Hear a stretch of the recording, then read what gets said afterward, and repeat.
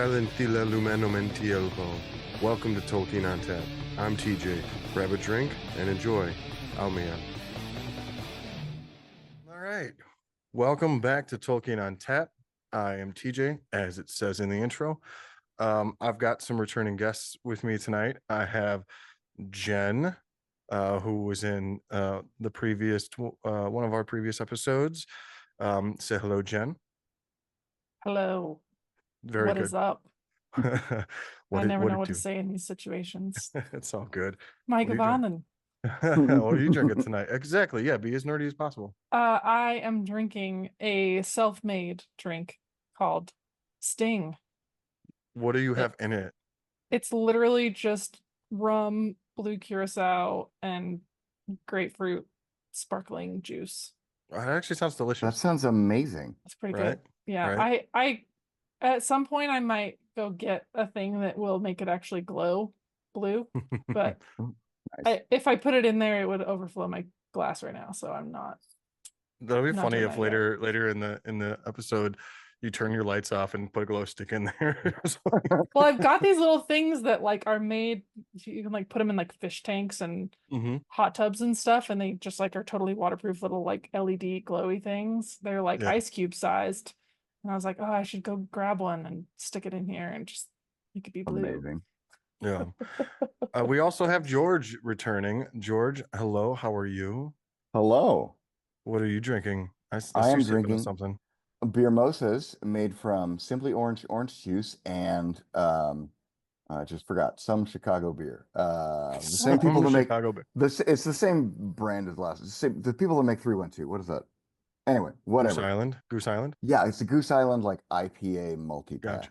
No idea Gotcha. which one Gotcha. this Mm, is, but I'm making beer mimosas. That's all right. Drinking there you IPAs, go. gross. Put a little orange juice in it, less gross. Mm. Tonight I have some cosmopolitans drinking out of my. Ooh, I have a harp glass because Finderato. naturally, I'm There pouring my you naturally. little go. Also Finderato drink, in. also So drink. we'll get to that in a minute. Mm, I will drink for that right now. mm. Before we get started, we will go over the drinking rules real quick. I can't remember if they've changed since you two have been on. Oh God. They have. They have. Oh, Okay, so for those playing at home and for you two as well, for there's like two or three that weren't here last time you were both here. We will take a drink for anytime we say Finrod or Finderato, Fingolfin or Nolfinwe, Nelia Finwë, Maitimo, Rosindo, any one of Mythros's names. okay. Those If are we all say Midros, just to be yeah, clear, from my yes. Sindarin idiot self. Don't disparage yourself, George. Ah, Also, if we say fuck Elu Thingol, Elway Singolo, Elway Sindicolo, after Beth is mentioned, if the Shibboleth is mentioned, if Ada Finwë is mentioned, if Gandalf loving hobbits is mentioned, anytime we say Faramir, and actually specifically if Jen says Faramir, well, I personally will take two drinks. yeah, Um, that tracks. Yes. Anytime we say for Frodo, or any of Turin's names are brought up, Oh and God. anytime Huan Yeah. is mentioned, yeah, Mm. they've Oh, dude. changed. Yeah. At Woof some woof. point, it's just gonna be like a name is said or a word is said, and we're drinking. It's gonna be a very, very short conversation with lots of drinking I love very it. soon. So just for my fellow, there was one more name. It was another Finn name. David's not here to help. Our Finway. I'm sorry. That's Finarfin. Thank you. So Okay. many fucking Finns. God damn it. I'm so I know sorry. they just all had so much hair. Right. Well, if you watch David's most recent videos, it's not necessarily about the hair. I can't. Yeah. Yep. Yep. It says that in it's somewhere in is it the fucking shibboleth? Damn it. I think I'm in the It's shibboleth. always the shibboleth drink. Yeah, there's something I can't remember exactly where it's at. There's a chapter of something called The Problem of Finn. And it also talks about how the fin doesn't necessarily have anything to do with hair. But at any rate, so Jen and George are back because we did not get to finish our discussion on adaptations. I don't personally remember where we ended. Well, I think specifically like film adaptations, because if we're talking all adaptations, we're gonna be here for the next 12 days. I mean, I have in the interim watched all of the cartoons. I'm down to talk about all adaptations, but I know that But we were yeah, talking about the film adaptations that Peter Jackson did initially, and we did want to cover the Hobbit films and the Rings of Power specifically, like the most successful or the most pop culture ones were the ones we wanted to talk about. So we talked a lot about Peter Jackson's Lord of the Rings. I don't recall if we finished. I don't think we Um, did. I think we talked a lot about Two Towers and a lot about Faramir. yeah, probably oh so. boy, oh Ring boy, twice. that's twice. Yep, yep. Oh, that was a big chug. Oh boy, that's strong. This is gonna be Yeah, this is maybe gonna be don't chug that. this is gonna be a Yeah. hard episode for me. Yeah. Um, This is going to be a 20-minute long episode. 20-minute long episode. Yeah. I know we Do talked you? about, yeah, we talked about a certain wizard's pupil. Mm. I was like, wait a minute. Oh, that's right. But I don't know if we ever like really talked about really The rest anything. of them. I think Well, real quick then, let's go over the Return of the King Okay. as an adaptation. Things we liked, things we didn't like. Yeah. And Well, whoever wants to start can go. well, I was going to say, I think we did cover the exemption of Scouring of the Shire, but I think Yeah, we yeah, otherwise Yeah. didn't talk about the movie at all, except for yeah. that. yeah, I have feelings about the exemption of the Scouring of the Shire. For the most part, like I love the Scouring of the Shire, but Mm. I think that in a film setting, it just doesn't really make sense. Yeah. And it when people are already, your normies are Yeah. complaining about how many endings the movie has. I think adding probably an extra 15 to 20 minutes for the Scouring of the Shire And just also, that's not enough to do it justice. So, yeah, and I think it's one of those things where because they kind of picked like Frodo and the Ring as the central storyline of the films, I think I think the Scouring of the Shire is a really important aspect of the books to really showcase the growth that in particular Merry and Pippin had, but yeah. also a little bit Sam and Frodo, but mostly Merry and Pippin. And I think because Merry and Pippin were kind of decentralized in the films, I think that basically taking your like just tacking on some more endings and being like, oh yeah, and so the Shire, like, yeah, it's real fucked up. And Yeah. Frodo, like Frodo doesn't really like Frodo participates, but it really is like the Merry and Pippin show. And so I think kind Hmm. of like trying There's a cute Sam moment in there. yeah, I mean there's the best Sam moment where, Tolkien said ACAB before his time, but Oh no, I was talking um specifically Yeah. about when he goes to check on Rosie oh and he yeah. pretends like he's like making sure everything's okay with everybody and Rosie's like, Mhm. mm-hmm, right. Mm-hmm. Mhm. Oh, you can Yeah. check on everybody? Right. Mm-hmm. Mhm. Right. It's adorable. Sure. It's adorable. It is adorable. Um, Yeah, Sam had some good stuff, but I think because the films really centralized the story of Frodo and the Ring, I think that the Scouring of the Shire works in a book, and I think it doesn't really work in a film. yeah, I think TJ has said this. Forgive me, I don't remember if it was on this podcast or just I in talk a lot. It could have been life in anywhere. general. Yeah, say Literally. we talk about Lord of the Rings a fair bit. So Yeah. like it works in a book, it could work in a TV show, but you can't really do anticlimax in Mhm. film. It Yeah. just doesn't suit the medium. So like Especially I when you're don't already know. kind of doing you say you like don't know, aren't you the one that said that? you Sorry, Jen. skip no, you skip Fields of Cormallen to effectively go straight to Minas Tirith, and then you go straight to the coronation, and then you sort of kind of merge the coronation and the wedding, which Yeah. Yeah. and then you kind of just skip straight to the hobbits returning to the Shire, so you don't get anything with like returning to Orthanc and Treebeard being like, yeah, I let him go. Like, I think, like, from a film perspective, I think that having Saruman die at Isengard at the beginning of Return of the King film, like it kind of ties that up very neatly. And Yeah. I think that in a film setting where a lot of nuance is lost, I think that it makes Treebeard seem kind of silly and frivolous to be like, oh yeah, I know he's super evil, but Yeah. I let him go. Like, Because the book is already on the line. If I'm being honest, for my opinion, the book rides that line a little bit. you did what now? Like, and I think that's just way too hard to portray in a film without weakening the character of Treebeard, without excessively extending the length of the film, without making the film have way too much of a falling action piece. Like, I Yeah. think it just makes your movie too goddamn long. And people already complain that it's too goddamn long. And It has so many endings. I Yeah. mean, I could go for 6 hours of Return of the King person. I could go for 12 hours of Return of the King. I don't give a shit. But like, This is why 6 films would have been phenomenal. films would have I think 6 seasons of television would be ideal. How many are we doing? The eight I episode think bullshit that Amazon's doing? we're not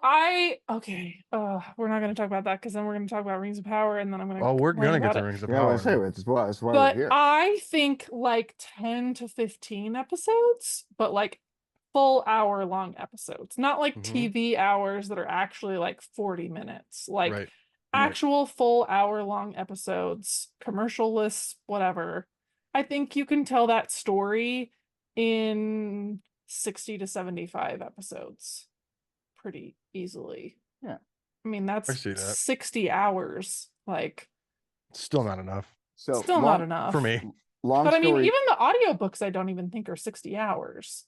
No. I No, I think don't think every so. audiobook is under 20 hours a piece. So Yeah. Yeah. So long story short, I want to see the Scouring of the Shire in Rings of Power season 19. yeah. Season 19. Yeah. That'd be amazing if they did keep going. Like, you know what? We're just gonna Keep going. fucking do All the Lord right. of the Rings story Okay. now. No, because then I have to watch Maxime Baldry die, and I already have to watch Lloyd Owen die, and I'm not looking forward You don't to know if that that's at gonna all. happen or not in this show. Because they could do that in this Yeah. show. And just like end on a shot of a hand reaching for a ring in a river. They could. You never know. No, they could. They could. I don't know. It's true. I don't Yeah. know. Also, But forgive me, I'm blanking. Maxime Baldry is. Isildur. Yeah. Oh. Oh yeah. Okay. Yeah. Yep. So the problem, like I probably did say, I don't know, listen, I drink a lot, guys. It's been 2 weeks. It's been 2 weeks. All right. Let's calm down. I could stop whenever I want. I could drink whenever I want too. I probably said it and I probably meant it then, but today I feel different. Sure. So Fair. I'm still so mad that it was left out because it's such an important message in the book. Like Mhm. I rant about this on my TikTok every once in a while. Like the whole message that Peter Jackson has in his films, and I'm just gonna disclaimer, like we love these films regardless, but like that doesn't mean that the things we love can't also be criticized. Put that on a plaque and stick it at your next job. Right, exactly. I'm a welder. I could just weld it up now. There you go. There you It's go. gonna take me a long time to weld that. And I would.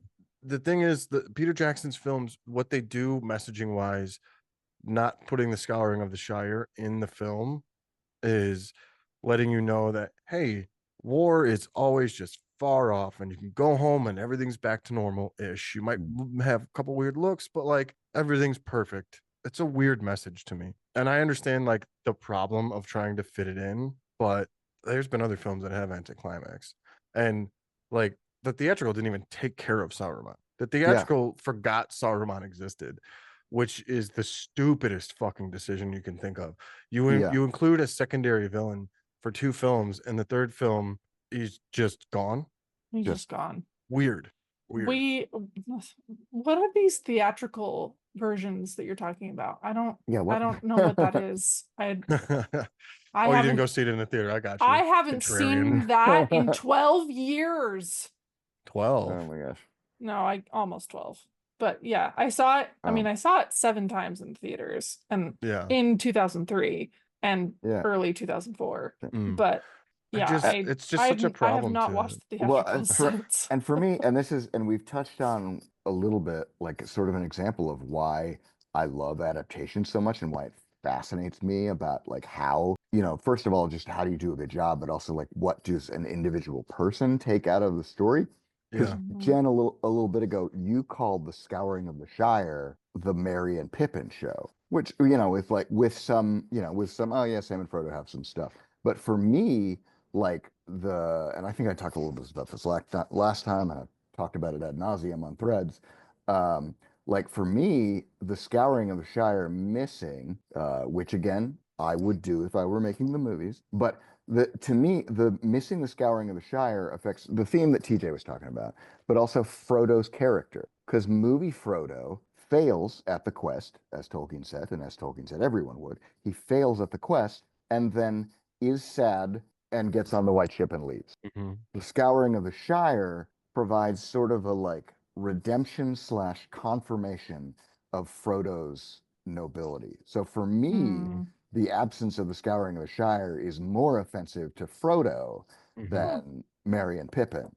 Yeah. Well, and Uh, also Frodo is such a compassionate person, like a Mhm. strong and yeah, compassionate person during the Scouring of the Shire. Because at this point, like he's given Sting to Sam, he yeah, refuses to wield the blade ever again, yeah, and he knows that there's going to be fighting. He knows there probably will be bloodshed, but he asks the other hobbits not to kill any other hobbits, even if they have defected over to Saruman's side, yeah. if it can be helped. He knows. And then he shows it's just the arc of pity, the pity of Bilbo and the pity of Yes. Frodo. Oh, And the yes. pity of Bilbo is echoed in the pity of Frodo during the Gollum stuff, but also it extends over to Saruman and Grima. Oh, I had not made that direct connection. I That is think so good. Yeah, I think it is beautiful. something like I was just watching a video last night that was completely unrelated to this, but it came up because it was a video from Dropout, which is college humor, and it was Brendan Lee Mulligan and Zach Oyama talking about like they basically have like a segment of their show.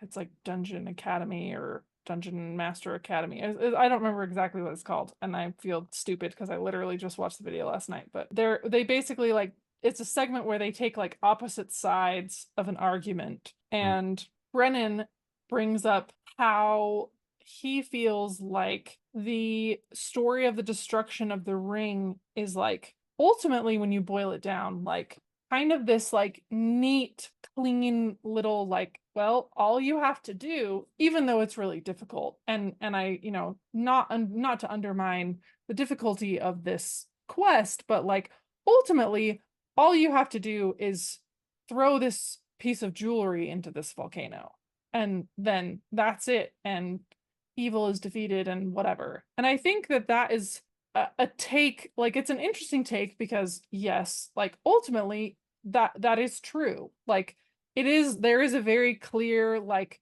by the end of the third age there is the very clear like we know that Sauron's life force is tied to the ring and if we destroy the ring Sauron will be defeated but and in the movie it's very clear cut like that like there's no having to like rehabilitate Gondor. They're like we don't see that. We literally just go straight back to Minas Tirith and everything is good and happy and we have the coronation and then they return to the Shire and everything is idyllic and perfect and happy and wonderful. There's no real sense of the passage of time, but I think that the Scouring of the Shire is a really interesting piece because it does show that like it wasn't as simple as just throwing this piece of jewelry into this volcano and then poof, all evil is just gone from the world. We still have Sauron to deal with. We still have, I mean, that's one of like, if we're really gonna broaden our fields and talk about all adaptations, we have to talk about Lord of the Rings Online because that's my jam. I really need to add that to the drinking game. Yeah, we do need to add that to the drink game. Here If we if go. Jen brings up Lotro, drink a Yep. million times. Yeah, I'm adding Um, it to the list. but in Lotro, there is a whole storyline after the coronation and the wedding of Aragorn and Arwen, where the heirs of Castamere effectively are like attempting to rise up and install an heir of Castamere on the throne of Gondor because of everything with the revolution that happened in, I don't remember what years of the Third Age, but What years of what? the The Third Age, like War of the like the everything with the heirs of Castamere and never mind. Gondorian the Civil War. usurper and everything, Gondorian Yeah, Civil okay. War. I don't know. I just I don't don't know that remember. age. Never mind. Yeah, I Or don't that remember year. off the top of my I head know what years sometime in the those Third are. Age. Yeah, I couldn't tell you. But effectively, like they insinuate that one of the sons of Castamere survived that and retreated to Umbar and has been like quietly building up a following ever since. And so the heirs of Castamere effectively start this like uprising, the second uprising, especially because they are upset that Aragorn, who they don't believe has a rightful claim to the throne, has married an elf. And it's just really interesting because it's like also when you go down into Umbar and Harad, like there are still echoes of like Sauron's influence and even Morgoth's influence throughout like Haradwife and Cape of Umbar and everything. And it's just that's one of the things that I really love about the game is that it takes things that just kind of only get mentioned and turns them into these big, rich, interesting storylines that make the story of like the destruction of the ring and everything so much more complex and interesting. You know, like with the Scouring of the Shire, you know, it's more, you know, the war is not just centralized to Mordor and Gondor. It's, you know, it affects everyone beyond that, and there's like there's a whole storyline with how Sauron subjugates the Easterlings in Rhûn, and that's also really interesting. Like, and so you have to kind of deal with that whole thing. And there's just like, I don't know, but you can do that in a video game that people spend thousands of hours playing. Um, that's not a big deal, but in a movie, like I think it's one of those things where if you had included Scouring of the Shire, you would have had to cut something else Some of or the shorten bullshit they something added. else. I mean, like the bullshit of Frodo ordering Sam to leave. Yeah, that Yeah. bullshit. Could have cut Yeah. that bullshit for sure. But I just think like I think that you kind of have to like as and also like with the Lord of the Rings musical, like you kind of have to oversimplify the story when you're trying to tell it in a constrained amount of time. And yes, Return of the King is over 3 hours long. And you know, it did wonderfully in the box office. It did wonderfully at the awards. But I think that if they had added Scouring of the Shire, it just would have like gotten a little like, you know, you kind of have to keep your story really simple and really streamlined. And See, that and I would have been cool with what they did if they didn't add the Grey Haven scene, had they just let it be the coronation and then that's the end of the film, because then there was room for an epilogue. Because then there's room for another movie with an epilogue that could have been the return, talking to Treebeard. And I know that you bring up that like Treebeard seems weird, but like the thing is Treebeard didn't even want to get involved in the first place in the film. He had to be convinced. So you could just as easily be like, just like he's in the book, Treebeard goes, no, he seems fine. I'll let him go, you know. Yeah. Because they already have that set up in the Two Towers, that Treebeard kind of is super nonchalant. I mean, it's in the book too. Like he's so nonchalant about the ways of the world, unless it directly affects him. Understandably, you could do, you know, then you get aren't we all a little bit of Treebeard though? I think. yeah. Yeah, but then you can get into the scouring and do justice to the scouring, and then you can add the beautiful Grey Havens. Like just because the Lord of the Rings books are has 3 volumes doesn't mean that we had to have a trilogy of films. Like I understand to George Lucas, like he made the trilogy super like popular and blah blah blah, but like break away from that. Like it's okay, make 4. Who cares? Let the Return of the King end with I the Return of the think King. the thing that you also have to keep in mind is that very originally they intended to do 2 films. Well, right. And then Bob Shea was like, well, it's 3 books. This is 3 films. Like, yeah. Like this is not 2 films. This is 3 films. But I Yeah. don't think that if New Line had been asked to fund 4 films, that it ever would have happened. That's very true. That's very true. And not to, yeah, you're not wrong whatsoever. It's like a, man, I really wish type of situation, Yeah. you know? Yeah. But we've talked about scouring a ton. Let's talk about a couple other things from Return of the King, and then we're going to switch gears to The Hobbit. I want to know everyone's favorite change and everyone's least favorite change. Mine least favorite change, obviously, is Frodo leaving or telling Sam to leave and Sam actually listening, which is ridiculous. Such bullshit. I'd have to think about my the favorite scene of change. them going through Shelob's lair together and like holding hands and Mhm. you know going through that trial together is like so important. And Yeah. I mean, I think I understand what they were trying to portray with like the Mhm. deception of Gollum and like the depth to which the ring has taken hold of Frodo, because I think they wanted to make his inability to destroy the ring in the end like make more sense, because you can't really include like the asterisk of like Tolkien saying nobody could have done it. Like I think it would have been really cool if they had Gandalf and Frodo had a little talk after, Frodo wakes up and, all this other shit. And Gandalf, like, is like, I know, it's okay. Nobody would have been able to do that. that in When they do that in Lotro. Yeah. Hold on, I'll take a drink real quick. Drink. Yeah.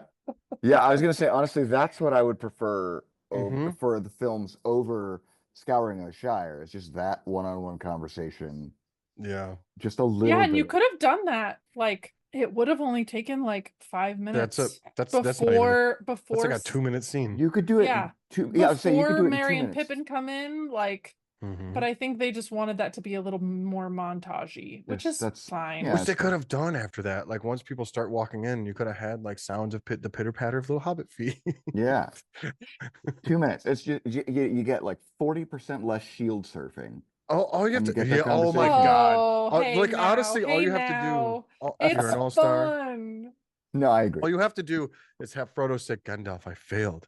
And Gandalf say, anybody would have, Frodo.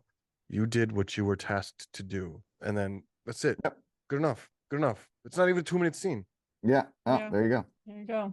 Okay, so everyone's favorite change and least favorite change from Return of the King. I think we mentioned this last time, but it's hard to top Boromir. Oh, no, I'm sorry, from Return of the King. From Return of the King specifically. Okay, Yeah. that's From good Return of because the we King did talk about that We probably at did length talk last about time. Boromir. Yeah. Yeah, we Yes, yes, did. we did. Yeah. All right. So, Yeah, because what the specific to further along Return? they got in the story, the weirder the changes got, and I don't know how many that Yeah. I actually I mean, appreciate them for that. I can say my personal like least favorite, the omission that I hate the most, and they gave us the teeniest little taste in the extended edition, but like cutting out, get your drinks ready, cutting out the Faramir and Éowyn romance, Mhm. because that romance and the scene in which Faramir like confesses his love to Éowyn and her heart changes and she realizes that she loves him as well, and they have like the world's most romantic beautiful kiss in the whole world, which is like also like cinematic as fuck. Like, why do you not include that in your movie? I used that in the last episode that I had, or that I just put out at the time of this recording, for the fake commercial that David Donaldo made. Oh yeah. I Yeah, saw well, that. when they see Amazing. each other. Tolkien on Tap is brought to you in part by Aeromectin, your number one cure for the black breath of the Nazgul and common cold. No need to bother with the Houses of Healing or King's Foil that's pushed by Gondor and Big Rivendell. Use this simple medicine of Aeromectin and you'll be just fine. It was Yeah, adorable. like But I I agree with just you. I like agree with it's Yeah. you. such a beautiful relationship, and it's such a beautiful like, and they gave us little teasy hints, and I know they filmed the fucking wedding. I've seen the Yeah, they did. pictures of them in their costumes. Give me the wedding, Peter. Give me the wedding. You motherfucker. That's all I want. Is I just want more. See, this is what I'm Faramir and saying. Éowyn. This is what I'm saying. The further along you go in the Lord of the Rings films, the weirder and more questionable the changes get. Because what's your favorite change, George and Jen? Because I don't think I can think of one right now. Oh, it Offhand. it took me a minute, but I've got two. One is a legitimate, like, this is my favorite change, and one is like we talked about it last time, especially under the leadership of the films. I wouldn't trust them with this, but this is also just icky in the book, is completely removing the Druidine, the Han Burihan, very icky kind of portrayals of native people. The Yeah. very colonizer Yeah, focused. just not doing that. But Yeah. really, but speaking of things that are just actually, I think, good narrative choices and not just not being awful, is the switching of Theoden's last words being Mm, to Eowyn Eowyn instead of to Mary and That is a good Aomer. call. That is a Like good call. Aomer is there too. Yeah, I And could you get, it's certainly like agree with that. the boys get to hear about it, and it's about Aowen. But she doesn't get that even after she's done this incredible thing. Mm-hmm. And yeah, so that was one of the big switches that Yeah, struck really me. incredible choice. Yeah, sure. That's a phenomenal call, Yeah. George. I'm glad you Yeah. brought that up. I'd agree with that. Favorite change. Yeah, I can't think of one. Besides, like, I could just piggyback on George's and be like, yep, Well, that's the one. So my favorite change is also like kind of tied into a change that I don't like. I don't really love how they kind of like tied Arwen's like life force to the evil that was spreading, and like Agreed. she was dying. Like, I mean, Elrond literally said like Arwen is dying when they Right. like bring like, okay, so this one favorite change number one, I love Elrond bringing Anduril Yes. to Aragorn at Dunharrow. I think Do it's you really? sick.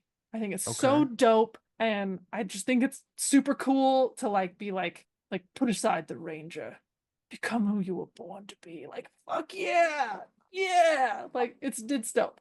Also, in the context of who Aragorn is in the films versus who he is in the books, which is a completely Okay. different character. That's fair. But Yeah, that's fair. But also I like that but change. I But think my favorite change is probably just like at the coronation when Aragorn, who like thinks that Arwen is maybe dead, maybe not, doesn't really know. He's focusing on other things, and like, speaking of freaking romantic kisses, like, Oh, the way you can see that man's tongue like jump into her mouth. stop it! Why would you ruin it like You that? No. can. Oh, you can. I will You edit it. can. I will edit it And into this you know episode to show how much everyone. You know how much money I would pay to have Viggo Mortensen shove his tongue down my throat? A Listen, lot. same, but A like lot. that man, I hope to God his tongue went like to the edge of his mouth, and unless he talked to Liv Tyler and she was like, No, she was totally on board because they were originally going to have her do that kiss with his double, and she was like, "No, I am not doing that kiss with his double. I am doing that kiss with Viggo. Oh, I love oh, that. speaking of his, You get Viggo down here, or I don't do this fucking scene." And wait, so is they that were like, true? "Yeah, that's true." That's amazing. Nice. Mhm. I love That's that. amazing. Like, maybe not Um, exactly like, but yeah, she was like, I'm not kissing his double. Like, you need to get Viggo down here. And so they did. And I like, remember someone pointed out that I didn't even realize that wasn't Aragorn who's walking over to her. In or not Aragorn, but like Viggo Mortensen in the film. It's his double because he does look so much like fucking Viggo Mortensen in that. But I remember when I watched the film the first time, I was like, "Oh, did he grow his beard out? His beard's different." Like that's all I noticed, nothing else. Hmm. And then someone else pointed out like that's his double. I was like, "Holy shit, that's why he looks so different." Okay, got it. but yeah, the actual kiss was filmed with Viggo. I Um, don't. Because I Liv have- Tyler was like, mm-mm. I love that. So you go, I girl. have- Thank you, Liv. Jen, I have complex feelings about that Elrond scene because in like a box or whatever, like by itself, I love it. It's great. It perfectly suits movie Aragorn's arc, and I've talked Mhm. before about how I really like the way that movie Aragorn is done. I think it's a better Yeah, way to I agree. handle, especially to a global audience. But Mhm. aside from that, the first two movies, like removing that, like it's great. It's great as it is. I don't directly have a complaint about it, except that the first two movies, especially the first one, work so hard to give Arwen more agency than she has in the books, Mm-hmm. including some choices that they walked back on, like originally having her be at Helm's Deep, which they which they filmed and then decided that's too much. And you can still see bits of her. Yeah. You can still see her but occasionally. they worked so hard for that. And then the parallel moment in the books is her brother showing up with the banner that the she banner made, that she's like actively a part of. And that's not what happened in the book. The brothers don't exist in the movies. I have no problem with that. That I makes mean, sense. I You have gotta my own say feelings everything. about that Yeah, too, but but no, she didn't make a banner for him because she is, I don't know, swooning because of the evil in the world. Like, I love the Elrond scene. It's one of my it would have been sick if it had been Arwen specifically. Yes. Like, here, I brought you this Yes. sword, honey. Like, Yeah, right? look at this Get cool off your thing that I ass. made Sword you. and Also, banner. I Stop wrapped being it a in this ranger. badass banner that I made There you for go. you. Yeah. Yep. Like, Yeah. yeah. So like in its context, I love that scene. I love it's a glimpse of like Elrond being a little bit less of a fuddy-duddy that Oh, he and is a in the little bit less movies. of a dick to Aragorn. Yeah. Like, Yeah, he's exactly. kind of a dick to Aragorn, which Yeah. I Which is so don't weird because he like. loves Aragorn in He the loves book, Yeah. Aragorn. He's like Aragorn is like a son to him. Yeah. which And makes the so marriage Which to is his so daughter weird. even weirder. well, whatever. Anyways, Also, let's sorry, I have go a ahead. random aside because I did last year, like hyper focused on my mother-in-law bought me an ancestry.com subscription for like 6 months. And so I went like super deep into my family and stuff. Oh And, like God, please don't people, tell me you're married to your 84th cousin and you found out. well, no, see, here's the thing. Technically, most people are like something like 12th cousins a few Yeah, times see removed. that, Yeah. see, that's the thing. I got Like bad news. being 8th cousins with your spouse is like average. Yeah, Jeanette and I am 9th cousins with Jeanette's grandmother. So like she's my 9th cousin twice removed. Jeanette is my wife. So like, and that is See, that's why I don't want to get too deep into that stuff. yeah, That's well, just, yeah, like, it's but anyway, I just because like it's people funny are to make fun of it in Lord of the Rings stuff and be like, haha, and then 'cause, like, to have someone turn around and be like, no, that's realistic. It's what, super weird. but like You guys are destroying my world. Yeah, but Arwen is Aragorn's, I think, what is it like It's 80 40? something. Yeah. Oh, yeah. No. Yeah, that's right. That's only after the Kings and yeah, it's like 82nd cousin, twice removed, and it's like I've got bad news for literally every human on the planet. If you think that's gross, especially if you're white.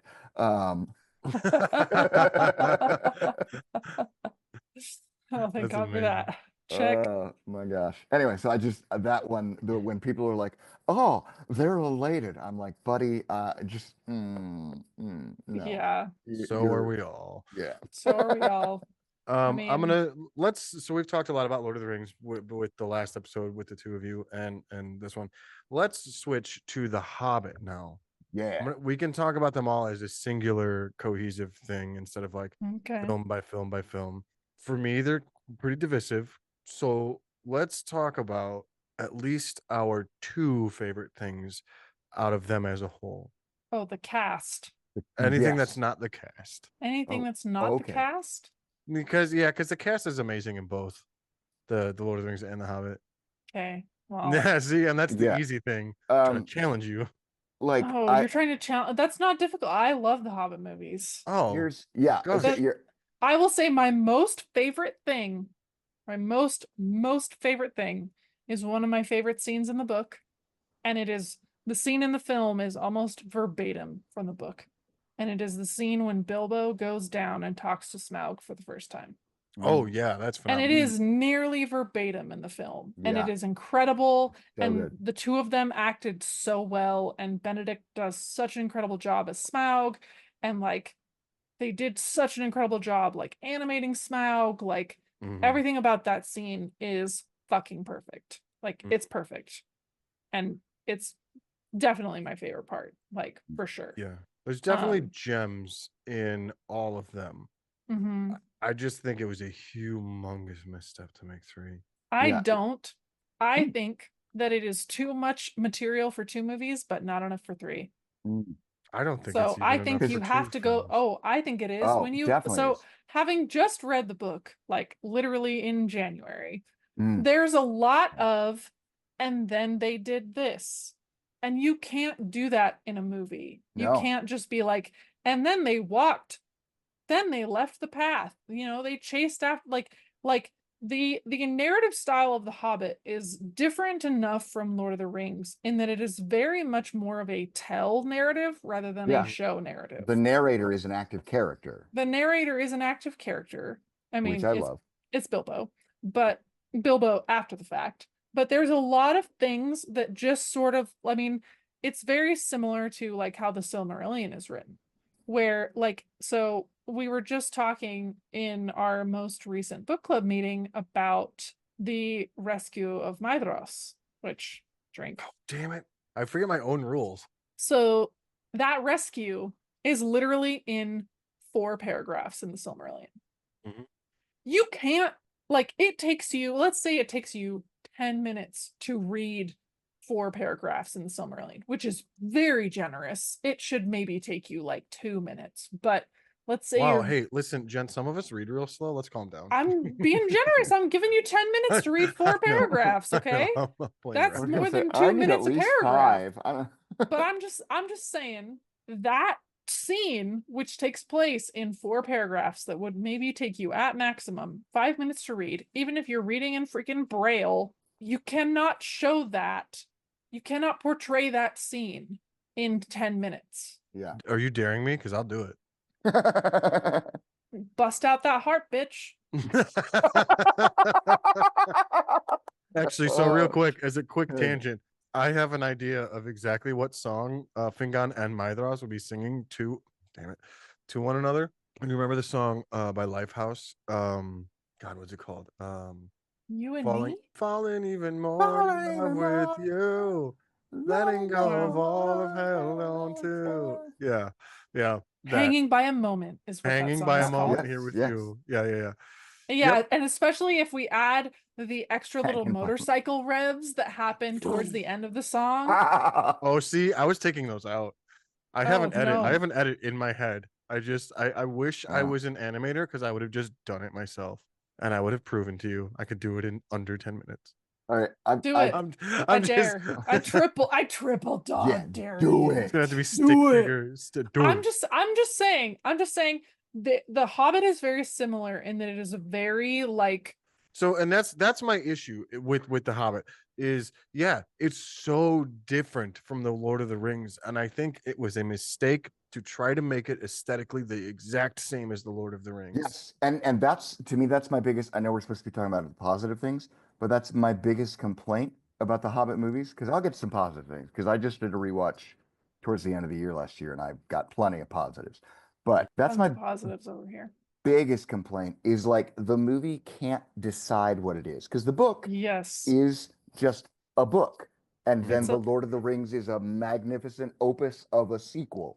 Okay, but don't hate on my Hobbit like that. Oh no, I love The Hobbit. No. I'm just comparing. So like, I don't No. mean the book disparagingly. I love The Hobbit. I've got a joke that I might have told last time that I'm going to tell again in a minute, but I'm going to finish this thought first. But like the movies, obviously you've already had Lord of the Rings movies. So rather than Hobbit, You have to and try to then Lord of tonally the Rings match is them. sequel, you have the Mhm. Lord of the Rings, and then The Hobbit is a prequel.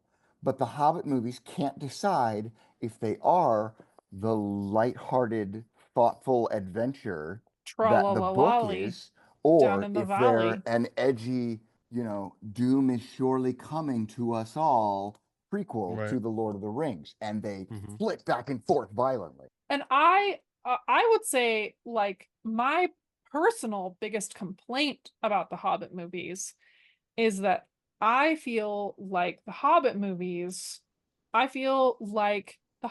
have a little too much Peter Jackson in them. 100%. Yep. And I agree with that. and that's not to disparage Peter in any way because I desperately want to be him. I want to be Peter Jackson. I just want to direct Lord of the Rings movies. That's all I really want. I don't even have to win Oscars for them, but that would be cool.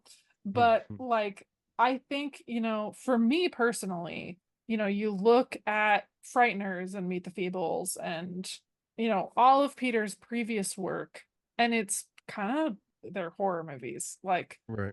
and they're kind of like body horror movies, which is not my favorite thing in the world. No. And I feel Same. like with Lord of the Rings, there were a lot of people who were like, Peter, no. Peter, no. Yeah. Peter, no. Don't do that. Can't do Don't- that. Don't Don't do that. And then in the Hobbit movies, they were like, oh no, Peter, you're an Academy Award winning director. You can do whatever you want. Yeah, yeah. It's got a And- I little really bit. appreciate you doing this in a New Zealand accent. Thank you Yeah. so much, Jen. It does a little bit have the George Lucas in the prequels problem of like it sort of feels like it's the same like unique, significant voice, but this time there's not somebody saying no. There's not No. a future ex-wife there going, Peter, "Hey, Peter, honey, what no. if this made sense?" And I Don't. will We also, can't go on the Star Wars. You can't go on the Star Wars no, path. we're not doing that. But I will always be sad as much as I do love, and my love for them has increased on this last rewatch. But as much as I do love what there is to love about the Peter Jackson Hobbit movies, I will always be sad that we never got what was originally announced, which was a duology directed by Guillermo del Toro. Guillermo del Toro. yeah, like I want that weird little duology. See, but I don't like GDT. Like Oh, 100%. nothing We against. talked about this the last time I was on with Yeah, you. nothing against the man. I just don't like his. I don't like his style. There's not It's- a particular It's one a of his little movies too I horror. love. It's, you know, we thought like That's true. and He's more body horror than even. he's yeah. more body horror than Peter Yeah. Jackson is. I mean, like, I'm gonna put hands on my eyeballs and Yeah. have eyeballs in my hands. Yeah. Anyway, like that's Here's not to disparage Labyrinth. It's a great movie. Here's my almost my like where I'm at with the Peter Jackson trilogy as far as the Hobbits go. There's lots of little things I would tweak and plotting I would tweak, but especially for the first two movies. But for all of it, you take the entire trilogy, you take every single action sequence, make it half as long. Except the barrels, because the Great barrels are movie. so fun. Oh God, Jen, Don't no. take my barrels away from me. No. I love the barrel scene. You were the chosen one. I love the barrel scene. I You was were meant supposed to to bring bring balance to the force. Force, I know. exactly. I understand. Not throw it into darkness. But I love the barrel scene. I love it so much. It's Oh, so, and no. like when Bomber like it's No. That was Oh, delightfully that's the Lord. one that's But- the one thing that I'm like, yeah, that was fun. Yeah. That was Yeah, and it walks that line a bunch and goes over the line way too much. Also, and I'm sorry, TJ, you can cut this out if I already made this joke, because I just can't stop thinking about it, and I might legitimately try and do it someday. Like, much is known about that, like, J.R.R. Tolkien tried to go back and rewrite The Hobbit in the voice of the Lord of the, more consistent tone with the Lord of the Rings trilogy. Like, I'm sure you guys read, like, he started to, and then just like, I didn't. That's not what I want. What I desperately want is the Silmarillion told in the voice of the narrator from The Hobbit. What I want is, and then Elothingal, who was not overly prone to listening to wisdom Fuck to begin with. Elothingal. I was getting my drink ready. Indeed. I want a sassy little narrator like, and Thingol, who again ignored his wife. Like that's what I want. I want the Silmarillion rewritten in that sassy little narrator. I do too. That's just give me the whole legendarium. And I also think that my biggest complaint about the Hobbit movies does also kind of stem from the fact that because of the director switch, which I pin entirely on WB, I pin the 3 movies on WB, I pin the thing that I hate the most, which is the stupid fucking love triangle. I pin that all on Warner Did we talk about Brothers. that last time? Anyway, keep going. Finish your thought. But- I don't think so. I think that most of my gripes with the Hobbit movies can be summed up by one, no one telling Peter no, because there wasn't time to tell Peter no. And plus Peter was an Academy Award winning director at this point. But just generally, like, because of the director switch, Lord of the Rings was in pre-production for like 4 or 5 years. Yeah. And The Hobbit was in pre-production for like 10 minutes. 1. And so there just wasn't the same amount of time to put in the same level of care and attention to detail. And they still did a great job with the timeline that they had. But I don't think that you can really like fully blame, I mean, anyone but Warner Brothers for that. But like, I think that like really my biggest issues really do stem from no one being there to tell Peter no. Yeah. Because like the thing that I hate the most, aside from the love triangle, is all the Goblin Town shit. The Great Goblin is disgusting, like beyond disgusting. All the goblins having like weird like gout and gross bulbous pustules and shit, like, is gross. I just don't like it. Like, and they did a lot of that practically, and Peter was just like, I don't like that. I want it to be grosser. Mhm. And I'm like, so they CG'd on top of practically done You got goblins. scrotum chin and Oh God, don't get me started Ugh. on scrotum chin. Yeah. Like, what a waste of Barry Humphries, man. Like, Yeah. But like, yes. I think it really just, I think really my biggest issues just come down to no one telling Peter no. Yeah, agreed. Oh Here- yeah, and you can feel it. Like it like to both of your points, it is like insanely cartoony and then like super fucking serious. What yeah. the fuck? Why? Mhm. Why? What pick There's one. no tone. I Either think- one is appropriate for what you're trying to do. and Pick then a and then lane. and then and here's one of my like things that I actually really enjoy about the Hobbit films is there's a couple of like beautifully heartfelt scenes that like you could have kept those and the cartooniness, and it would those two would have juxtaposed each That's other the Hobbit. beautifully. Yes, exactly. Mhm. When Thorin or when Bilbo is explaining why he's helping the dwarves, gorgeous, Mhm. amazing. That is one of my favorite. That's my favorite beautifully edition. written, beautifully acted, Ugh. Mhm. And beautifully the shot. scene at the and- end of An Unexpected Journey when Thorin's like, "Did I not say you would be a burden?" Yeah. And, Yeah. and then I've never been so wrong in all my life. Like That whole scene is as my- a bag And and then- shield shipper. I was yeah. just like, Yeah. oh my god. And That then whole and then scene the is my scene favorite where Galadriel asks Gandalf why the halfling. Like, Oh. That's not even a book thing. That's not Yeah. a book Yeah. thing. And it is so perfectly aligned It's with so what beautiful. the Hobbit is. Yeah. And like the greater legendarium is about. Mhm. That like It perfect. it Keep so it in. gets it. Had they not done the weird fucking shit that they did in that film, those films, and like not made everything so fucking long in them, I think they would have been really good films. I truthfully do not think that they needed to be 3 films. Honestly, you can have, except for fucking Alfred in Oh.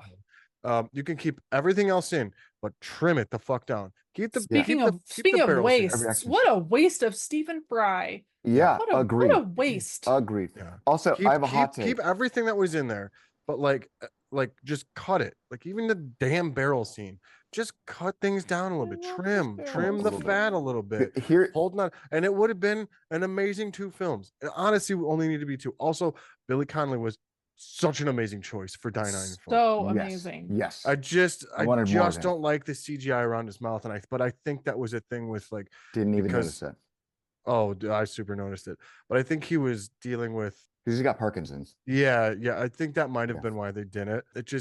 It seemed like they didn't take Yeah. enough time with it. It Yeah, looked- because I imagine my dad. Because has everything Parkinson's, was so I rushed. imagine, Yeah. like, Because they just, doing- you know. I can't imagine my dad doing motion capture. My dad has Yeah. Parkinson's, so I can't like. Oh, okay. fair. Yeah, so that's probably what it is.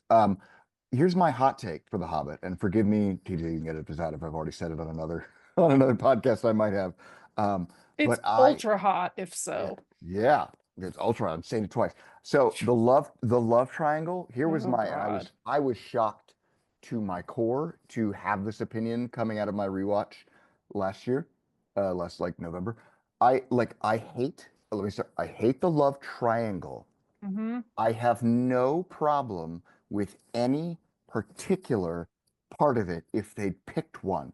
Do the like That tragic. is a and hot I take. do. That is a hot take. No, Oh, George, that I is know a we're gonna hot be No, friends. no. Hear me out. Sindarin elf versus Sylvan elf, like coupling up and the drama there. That's an interesting take that we haven't seen much of in Tolkien They're film. supposed to be Okay. like siblings. There's something like that. Mm. Well, she's a made up character. She can be whatever she wants. I know. But That's fine. Also, this is the part that most shocked me because I want to hate it because Gimli Don't and you dare! Legolas's Don't you friendship. dare! Don't you fucking dare, George! The romance. I loved it. It is so underdeveloped. But if you reduce Legolas to If I could just have Keely and Tauriel, without the weird Legolas Yeah, addendum. just Legolas is a cameo because of course he's there. Don't do any sort of relationship between the two of them, Have and them do be homies. yes, sure. And then that's it. Like Homies at most. pick one of those additions and I'm on board. It's great. My issue Yeah. with the love triangle is I not can get any behind that. part of the plotting. It's the It's the triangularness. triangulus Yeah, because I'm with you. it serves The whole nothing. geometry of it. Yes, Mhm. exactly. Yeah, the whole It geometry serves of it. nothing. It's weirdly dramatic. It also makes both things underdeveloped. It also, by Mhm. the way, undercuts what should be. People seem very mixed on this scene, but where Tariel is mourning Keely, and then Thranduil comes in and gives her that speech about like that's how you know it was real. Mhm. The fact that there was a love triangle and he doesn't approve of her interest in Legolas makes that seem underhanded. You know, Yeah. taken on its face, it's beautifully It's written beautiful. and it's a It wonderful, when I comforting tell thing. you, like Yeah. that line, that particular line, Yes. when Tauriel says, "Why does it hurt so much?" and Thranduil says, "Because it was real." Like when I was Yes. sitting in the theater already crying because of course Yeah. I was already crying. Yeah. But when he said that, I just like fucking lost it. Like I was like Yeah. audibly like gasping for air in the theater because to me that line was so validating for me Yeah. personally. Like that line 100%. seriously like hit me like a truck because I was sitting there like feeling like kind of a little awkward and embarrassed that I was crying so hard over fictional characters and feeling like intense like physical heartache over this death, over all of these deaths. And then like Thranduil saying because it was real was just like so incredibly validating to me. Yes. It's That I so was good. like it seriously like knocked me and I was like at that point I was just like legit like gasping for air in the theater. Like I was just like sobbing uncontrollably. My husband was like, I don't know her. I don't know her. No, I completely agree with that. But then, like, what struck me on the rewatch was like, how much better would that scene be if, because it adds a little bit of like duplicity to it that Mhm. earlier, 6 movies ago or whatever, however long this is, you know, he's like, oh, I don't want you with some gross Sylvan elf. They're disgusting. And so, like, it makes it kind of feel underhanded that, like, we know she had an interest in Legolas previously and he didn't approve. So now he's like, oh, your love for this person who isn't my son is real. And I hate that because it is so beautiful. And it would be such a more beautiful scene if, like, he and Legolas were just friends, and this was See, the and that's romance. why I say like my head canon is that there's nothing on her side. Yeah. Like Yeah. that like I mean, really, truthfully in my heart, because I'm a diehard Giggles shipper as well. Gimli and Yeah, Legolas. thank you. I got there. Yeah. Like I'm like, no, Legolas, your boy's coming for you. Just Yeah. wait.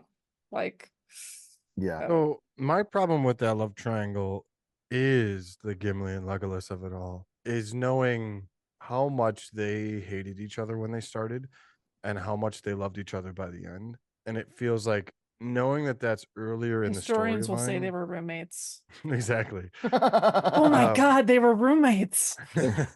Hetero life mates, right? Right, guys.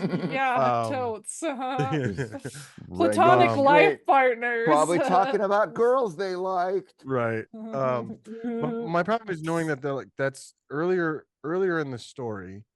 So it's earlier in the story, and then there, there's this like love, whatever, and like Legolas clearly like has feelings for Tauriel, and probably was talking to her, and like got all this like it like so what, and then he meets or he meets Gimli, and he fucking hates Gimli. I don't know. I Yeah. didn't. The problem, well, actually, let me be completely honest. My whole problem with it is very much like probably stems from some gatekeepy bookness where, like, I'll own it, whatever.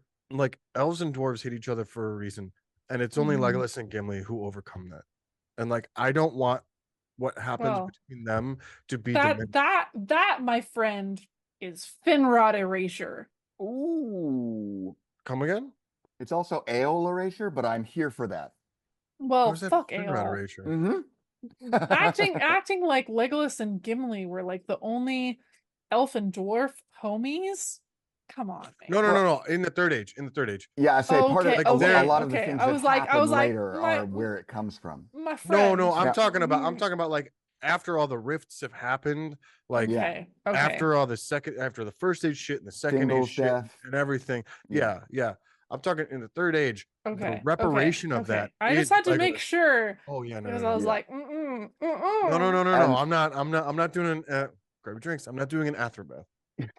All right, now TJ. Oh, What I mean is the reparation of the relations between elves and dwarves is Legolas and Gimli, and to give Tauriel that love triangle with a dwarf, even though he doesn't have a beard, he's not a fucking dwarf.